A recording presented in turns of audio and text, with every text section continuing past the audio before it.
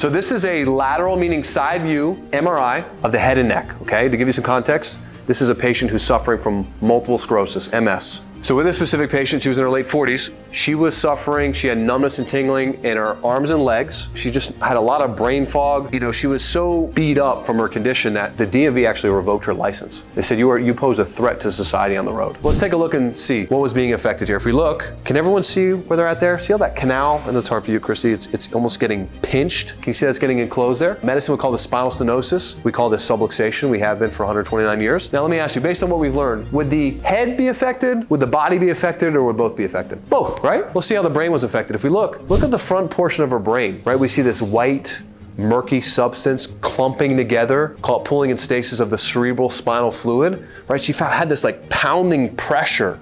It felt like it was on the top of her head all the time. So this is after 6 weeks with Dr. Rosa of Upper Cervical Specific Care. Let's take a look at the canal. How's that for some research, right?